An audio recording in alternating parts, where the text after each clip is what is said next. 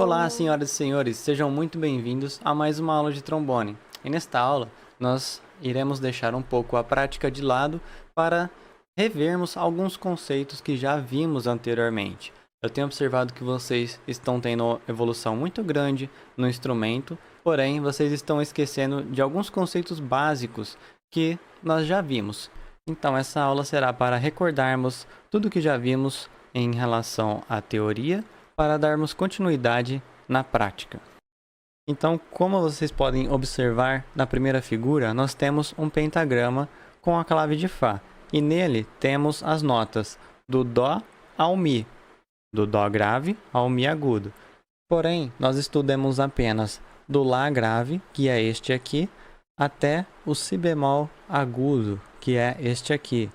Porém, o que está aqui na figura não é o Si bemol, é o Si.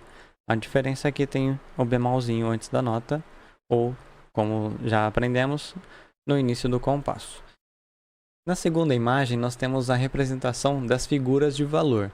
No caso, a primeira figura, que é a semibreve, ela é uma bola redonda, toda vazada, e ela representa uma figura de 4 tempos. A pausa dela, quando ela está no pentagrama, ela fica embaixo da linha. E o número de representação desta figura é 1. Esse número é importante eu explicar mais para frente, nós não vimos isso ainda. A segunda figura, a mínima, ela é uma figura também vazada, porém desta vez ela tem um cabinho, tá? Esse cabinho diferencia a nota de 4 tempos para a nota de 2 tempos. Diferencia entre semibreve e mínima, ok?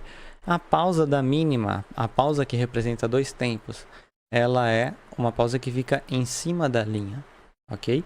E o número de representação desta figura é o número 2. Já a figura de representação de número 4 é a semínima, onde ela vale 1 tempo.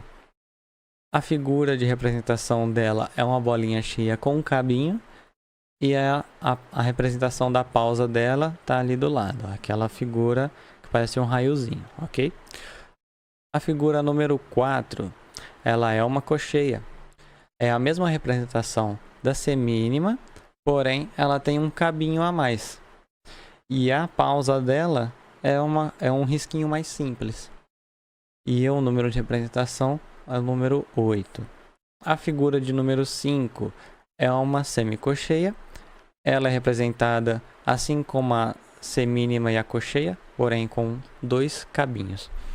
A pausa de semicocheia, ela tem uma bolinha a mais, como vocês podem observar, do que a cocheia. E o número de representação dela é 16, ok? A fusa, que é o nome da figura número 6, ela segue o mesmo padrão das outras, com um cabinho a mais, tanto na representação da nota, quanto na pausa. Elas têm, no caso, a nota tem um cabinho a mais e a pausa tem uma bolinha a mais. E o número de representação é 32. E a semifusa, que é a última imagem que nós temos nesse último quadrinho que nós temos nesta imagem, ela tem um cabinho a mais e a pausa dela também. A pausa que representa este valor também é uma bolinha a mais. E a figura de representação, o número de representação, 64. Bom, e para que serve esse número de representação?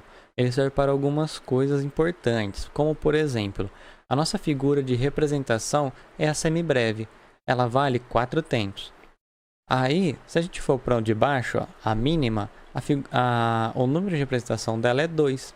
Então, se a gente pega a semibreve, que é a nossa referência, tem 4 tempos, e divide por 2, que é o número de representação da mínima, nós temos 2 tempos, que é a quantidade de tempos que dura a mínima. Se a gente pega a semínima, que o número de representação dela é 4, e pega a nossa figura de representação, a nossa figura de referência, que é a semibreve, e faz o 4 tempos da semibreve dividido pela número de representação da semínima, que é 4, vai dar 1, que é o valor de tempos que tem a semínima, ok? Isso para as outras notas também é a mesma coisa. Você vai pegar a semibreve, que é 4 tempos, dividir esses 4 tempos pelo valor o valor do número de representação da nota que você quer, e aí você vai achar quantos tempos vale aquela nota, ok? Ou senão você pode simplesmente seguir dividindo na sequência. Por exemplo, nós temos a semibreve, que é a 4 tempos. Então, se a gente divide por 2, teremos a mínima, que são 2 tempos. Divide por 2, teremos a semínima, que tem 1 tempo. Divide por 2, nós temos a cocheia, que é meio tempo. E assim vai até a semifusa, ok? Se a gente for um pouco mais para baixo aqui, veremos que também já aprendemos a fórmula de compasso. Porém, eu não expliquei da seguinte forma que eu vou explicar agora. Por exemplo, nós temos 4x4. O que significa 4x4? O 4 de cima significa que vão ser 4 vezes algum valor, ok? E qual valor que é esse que será repetido 4 vezes? É o número de baixo, que é o 4. E qual que é o número de representação?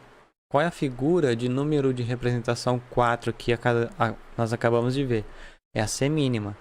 Então, o que o 4x4 está falando para a gente? Está falando que vamos repetir 4 vezes a semínima, ok?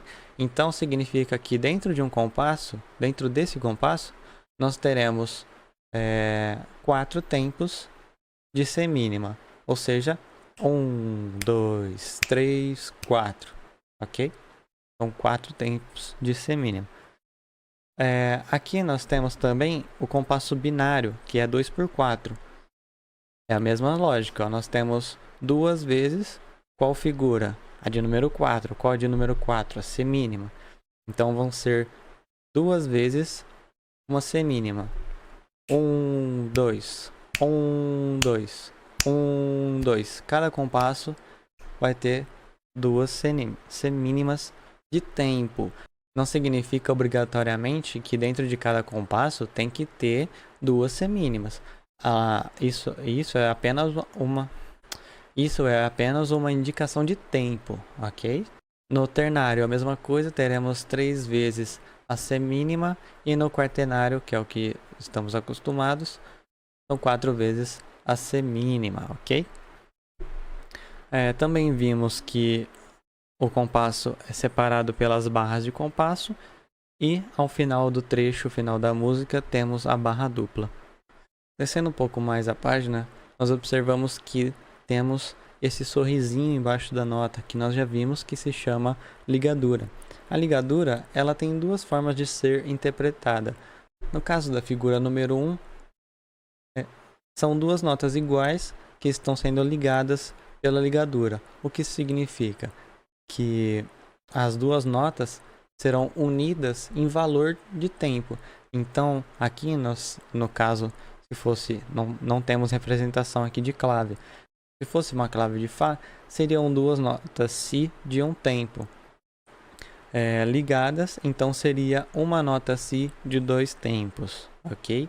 Já na figura de baixo, ela é uma ligadura de expressão. O que significa? Que as notas, elas não precisam ser separadas pelo Tá ou Dá, conforme a gente toca. Então, a gente não precisa cortar as notas com a língua ou fazê-las separadamente. Nós podemos fazer elas ligadas. Bom, pessoal, a aula de hoje ela foi um pouco mais curta, mas acredito que ela tenha sido importante e ela foi bem necessária. Eu espero que vocês possam captar tudo que foi dito hoje. Foi apenas um resumo do que nós vimos até agora. E a próxima aula voltamos com mais práticas, ok?